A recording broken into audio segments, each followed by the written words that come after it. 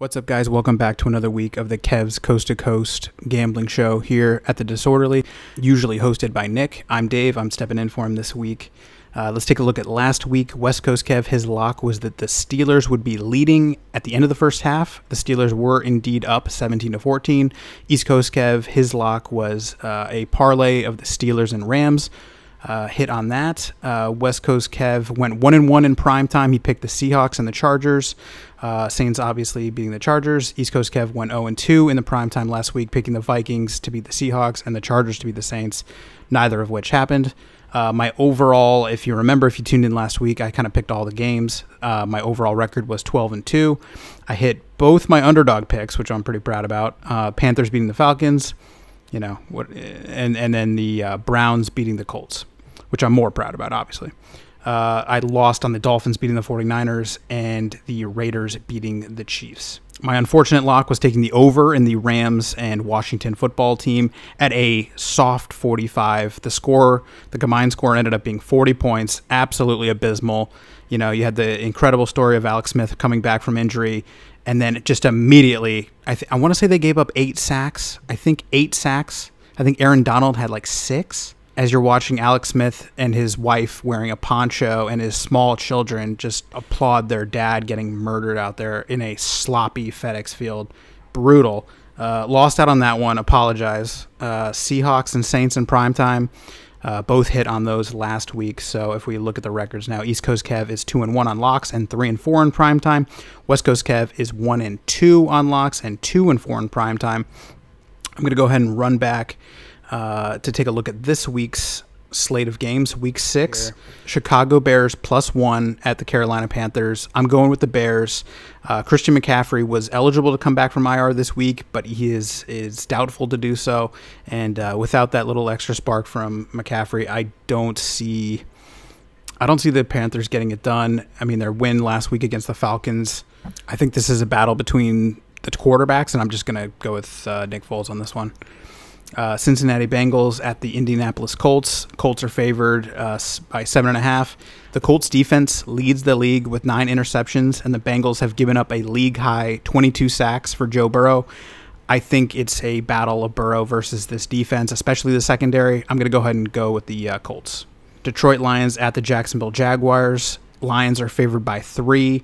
The Lions are coming off a bye week, get a little bit of rest. Jags shut down the practice facility Saturday for COVID concerns. One of their practice squad guys got tested positive. I'm going to go ahead and pick Stafford against this Jag secondary to go get it done. Atlanta Falcons at the Minnesota Vikings. Vikings coming off that brutal primetime loss to the Seahawks. Falcons still looking for a first win. Predicted that Dan Quinn would in fact be fired. He was in fact fired. So Julio Jones is active this week finally, but I don't think it's enough for Matt Ryan. I'm going to go ahead and go with the Vikings. Next up, we've got my hometown Washington football team at the New York Football Giants. This is a real intriguing one for me. I think the Skins are actually going to win this game. I don't want them to win. I'd prefer if they continue to just lose every game and then we can go get Trevor Lawrence. You've got Daniel Jones, who has been sacked 16 times already this season. He's a turnover machine. He's either throwing picks or he's getting strip sack fumbles. Chase Young is going to be all over him, going up against the young tackle from Georgia. I'm going to go ahead and take the Skins defensive line against whatever the Giants trot out and Daniel Jones. One other interesting thing. The Skins are reactivating Brandon Sheriff, the Pro Bowl right guard. That's going to give Kyle Allen a little bit more time to get out on scrambles. He looked good last week against the Rams until he took that shot from Jalen Ramsey. He was sidelined, and then Ron Rivera decided not to kind of put him back in, even though he was cleared to return. So I guess he preferred to see Alex Smith just take a absolute horrible beating as opposed to a undrafted free agent that we gave up a 5th-round pick for instead of a guy that you're paying $30 million a year. It makes total sense. The LSU left tackle from last season, Joe Burrow's championship-winning team, Sadiq Charles, I think he was a 4th-round pick as a left tackle. They've moved him inside to left guard. I'm going with the Washington football team here. I don't want them to win. I think they will find a way, unfortunately for me and my draft hopes. Ravens at the Eagles. Ravens are favored by 9.5 points. Lane Johnson, the left tackle, is not active, and Wentz leads the league in interceptions. Not a great combination. Going to go Ravens. Cleveland Browns at the Pittsburgh Steelers. Steelers by 3.5 points. The Steelers have 20 sacks in just 4 games. They will take Kareem Hunt completely out of this game, I think, and force Baker Mayfield to scramble and win the game with his arm. I don't think he's going to do it. I think the Steelers are going to be all over him. I'm going to go with the Steelers. Houston Texans at Tennessee Titans. Short week for the Titans, but they got a big home win over the Bills. Texans beat the Jags to kind of bounce back in the Romeo Crennel era. I don't think it's going to be enough. I think the Titans are going to continue to be undefeated. Patriots favored 8.5 versus the Denver Broncos. The Denver Broncos released Blake Bortles this morning, Saturday. That cannot be a good omen. Can't be good juju. Got to go with the Patriots. The New York Jets at the Miami Dolphins. The Dolphins are favored by an astounding 9.5 points. Consider this. They're division rivals. The Dolphins are 2-3. They're third in the division. The Jets are obviously fourth. That line against a division rival with a 40-year-old quarterback. Think about how insulting that is. That's how bad the Jets are. And that's what my hometown Washington Redskins are contending with in the draft. So if you can please say a few prayers for us and the Jets, please. We appreciate it. I'm going to go ahead with the Dolphins. Green Bay Packers at Tom Brady's Tampa Bay Buccaneers. The Bucs lost defensive tackle Vita Vea. I think Ndamukong Suh still plays on that team. You wouldn't know it by the stat line, but losing Vita Vea is going to be huge. Packers have one of the top rushing offenses in the NFL. Vita Vea would have certainly helped with that. He also gets to the quarterback. Now with Aaron Jones, I expect Aaron Jones to run through those big holes. Rodgers has only been sacked 3 times on the season.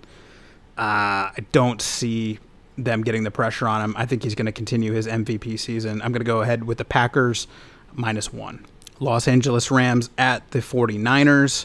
Rams are favored by 3 points. Jimmy Garoppolo is going to somehow start this game. I don't know if he'll finish it. I think Aaron Donald might finish it for him. I think Jalen Ramsey might finish it for him. I think he's going to have to pick his poison with what they want to do. I think you're either going to see a few interceptions by Jimmy G, or you're going to see another 4 to 5 sack performance from the D-line. I'm going to go ahead and take the Rams. Moving on to the Monday night game, we've got the Arizona Cardinals favored by 1 at the Dallas Cowboys. This game, to me, it's not so much Andy Dalton, but it's trying to see how Hopkins and Kyler Murray will perform against a Dallas secondary that I think is probably one of the worst in the NFL. I like that matchup a lot. I'm going to go ahead and go with the Cardinals. And then finally here, we've got the Kansas City Chiefs at the Buffalo Bills. Bills coming off that big loss to the Titans. I like the Chiefs here, favored by 4. I like Mahomes against a bad Bills secondary. You got Josh Norman out there running around. That's all I got to say. All right, so let's take a look at the rest of the picks for this week. West Coast Kev is going to go with Packers are his lock, and then he's going to go with the 49ers and the Cardinals in prime time. East Coast Kev is going to go with the Patriots and Texans parlay as his lock, and he's going to pick the 49ers and the Cowboys in prime time. My lock, I'm going to go back to the over-under. I'm betting the over in Green Bay versus Tampa at 55 points. My bonus, if you want one, is taking the under in the Washington football team versus New York football Giants game at 43 points. Those 2 offenses are atrocious. Consider that if you're looking for one more. Primetime picks are Rams and Cardinals. But that'll do it for me. Thank you guys so much for listening. Check out thedisorderly.com for more sports, more movies, more entertainment, more TV reviews, all that good stuff. And we will talk to you later. Thanks. Bye.